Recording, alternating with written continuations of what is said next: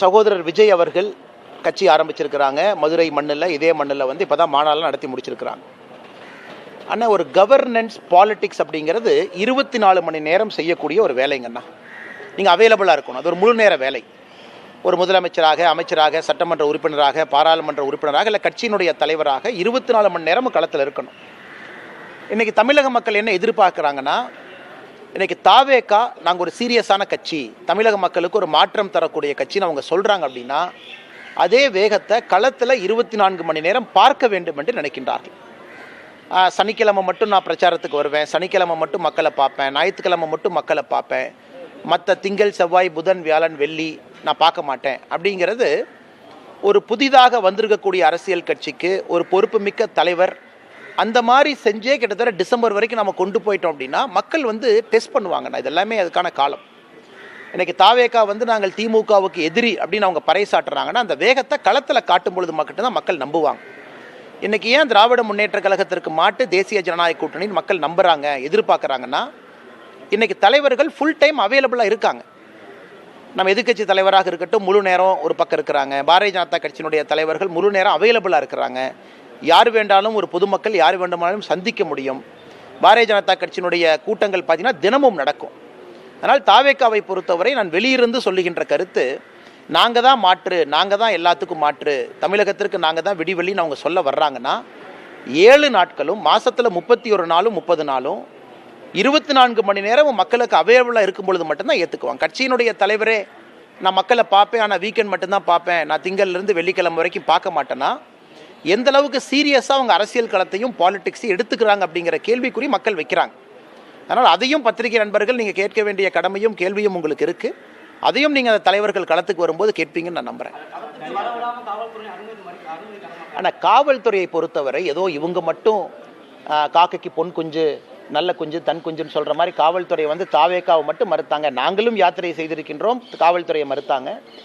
பல இடத்துல நீதிமன்றத்துக்கு சென்று பர்மிஷன் வாங்கிட்டு வந்தோம். இது தமிழகத்தில் வழக்கமாக நடக்கிறது தான். காவல்துறையை பொறுத்தவரை எதிர்க்கட்சியாக இருக்கக்கூடிய எல்லோருக்குமே அந்த மறுப்பு சகஜமாக வருது. ஏன்னா காவல்துறை சில இடத்துல நியாயமான காரணம் இருக்குது, சில இடத்துல நியாயமில்லாத காரணம் இருக்குது. நம்ம காவல்துறையை குறை சொல்வதை விட்டு, சரி காவல்துறை அனுமதி கொடுக்கலன்னா கோர்ட்டுக்கு போய் அனுமதி வாங்கலாமே, யார் வேண்டான்னு சொன்னது? அதனால் திரும்ப திரும்ப காவல்துறையில் யாரோ ஒரு அதிகாரி அனுமதி மறுத்தாங்க, அதனால் பாருங்கள் எங்களை பார்த்து பயந்துக்கிட்டாங்க. மக்கள் தாவேகாவை பார்த்து ஆதரவு கொடுப்பது அல்லது திமுக தாவேகாவை பார்த்து எப்போ பயப்படுவாங்கன்னா 24 மணி நேரம் களத்தில் இருக்கும் பொழுது மட்டும்தான் அந்த எழுச்சி வரும். அதனால் இன்றைக்கி காரணத்தை திருப்பி காவல்துறையின் மீது காரணத்தை வைப்பது, இவர்கள் மீது காரணத்தை வைப்பது, நான் ஒரு அரசியல் பார்வையாளனாக, நானும் ஒரு அரசியல்வாதியாக, நானும் இந்த நாட்டினுடைய குடிமகனாக நான் அதை ரசிக்கலிங்கண்ணா. களத்தில் அக்ரெசிவாக 24 hours 7 நாள் இருங்க, 7 நாள் யாத்திரை பண்ணுங்க. யார் வேண்டான்னு சொன்னது? காவல்துறை இங்கே அனுமதி கொடுக்கலையே, இன்னொரு அனுமதி இடத்துல வாங்குங்க. ஏன்னா இங்கே வர்ற மக்கள் என்ன வராமல் போயிடுவாங்களா? இங்கே நான் மக்களுக்கு ஒன்றுன்னு நினைக்கிறேன், இங்கே காவல்துறை அனுமதி கொடுக்கல, சரி சேலஞ்சு எடுத்துக்கங்க, 1/2 கிலோமீட்டர் தள்ளி வைங்க, மக்கள் அங்கே வரமாட்டாங்களா? இவ்வளோ தூரம் வந்த மக்கள் 1/2 கிலோமீட்டர் வந்து பார்க்க மாட்டாங்களா? அதனால் இதெல்லாமே ஒரு சாக்காகத்தான் நான் பார்க்குறேங்கன்னா, ஆக்டிவ் பாலிடிக்ஸ், சீரியஸ் பாலிடிக்ஸ் பண்ணுறவங்க முழு நேரம் களத்தில் இருக்கணும். அது மக்களுடைய அடிப்படை எதிர்பார்ப்பு.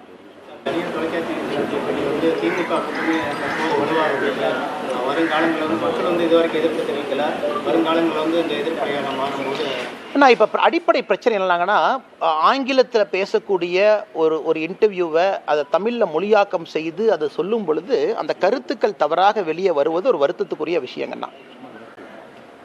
அது ரொம்ப துரதிருஷ்டவசமான விஷயம் கூட. காலையில் நான் சம்மந்தப்பட்ட நாளிதழுக்கு நான் அழைத்து பேசினேன், எடிட்டர் அவங்ககிட்ட பேசினேன், எல்லாத்துலேயுமே பேசினேன். அது சரி செய்வதாக கூட அவங்களும் முடிவளித்திருக்கின்றார்கள். காரணம் நம்ம ஆங்கிலத்தில் பேசும்பொழுது அது வரும். நாம் சொன்ன கான்டெக்ஸ்ட்னா இன்றைக்கி அதை பற்றி நாங்கள் கவலைப்படலிங்கண்ணா. ஆன்டி இன்கும்பன்சிங்கிறது, அதாவது மக்களுடைய எதிர்ப்பு அலை என்பது நவம்பர் டிசம்பரில் நமக்கு தெரியணும். அதுதான் முக்கியம். ஏன்னா நீங்கள் எலெக்ஷனுக்கு ரொம்ப முன்னாடியே பீக் ஆகக்கூடாதுங்கண்ணா. மக்கள் எங்களுக்கு வந்துட்டாங்க, எல்லோரும் மாற்றம்னு சொல்லிட்டாங்க அப்படிங்கிறது பீக் ஆகக்கூடாதுங்கண்ணா. நீங்கள் அடிப்படையில் ஜனவரி பிப்ரவரியில் பீக் ஆகும் பொழுது தான் ஓட்டு போடும் நேரம் வரைக்கும் அதை கொண்டு போக முடியும். அதனால் எதிர்ப்பலை இன்றைக்கி இருக்குது, எதிர்ப்பலை இன்றைக்கி இல்லை, நமக்கு தேவையில்லாத பேச்சு. ஏன்னா இன்றைக்கி அரசியல் இதே நான் ஆரம்பிக்கலை. நவம்பர் டிசம்பரில் எதிர்ப்பலையை நாம் பார்க்க வேண்டும் என்பது தான் என்னுடைய கருத்து. வித்தியாசமாக நாம் பார்க்கணும், கூட்டம் கூடணும், பெரிய பெரிய மாநாடு எதிர்க்கட்சிகள் போடும்பொழுது மக்கள் ஆர்வமாக வந்து பங்கேற்கணும். அதுதான் அரசியல் மாற்றத்திற்கான அறிகுறி. அது நவம்பர் டிசம்பருக்கு முன்பு நடக்க வேண்டிய அவசியம் நமக்கு இல்லை. அது நவம்பர் டிசம்பரில் நடக்கும். அதை நோக்கி தான் எல்லாரும் பயணம் பண்ணுறாங்க. ஒரு யாத்திரை நடத்துகிறாங்க, அனைத்து இந்திய அண்ணா திராவிட முன்னேற்ற கழகம், அதை நோக்கி போகிறாங்க. பாரதிய ஜனதா கட்சியினுடைய பூத் கமிட்டி கூட்டங்கள் முடிந்து மண்டல மாநாடு, அதை நோக்கி நம்ம போகிறோம். நம்முடைய கூட்டணி கட்சி நண்பர்கள் எல்லோரும் நவம்பர், டிசம்பர், ஜனவரி நோக்கி போகிறாங்க.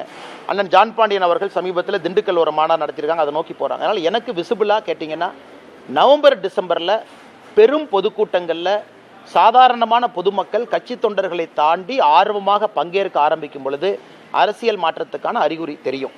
அதனால் இது புது ஸ்டைல் எப்படின்னாங்கன்னா, நாம் ஒன்று பேசுவோம், அதை ஏதாச்சும் ஒரு பத்திரிகையில் அவங்க மாற்றி போட்டுருவாங்க அல்லது வேறு மாதிரி போட்டுருவாங்க, அதை வச்சு 4 பேர் கேள்வி கேட்பீங்க, அதுக்கு நாம் ஒரு எக்ஸ்ப்ளனேஷன் கொடுப்போம்.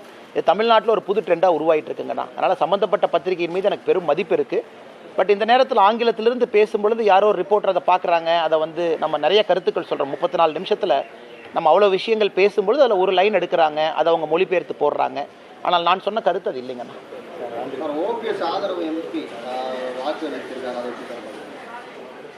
என்ன வாக்களிச்சிருக்காங்கண்ணா?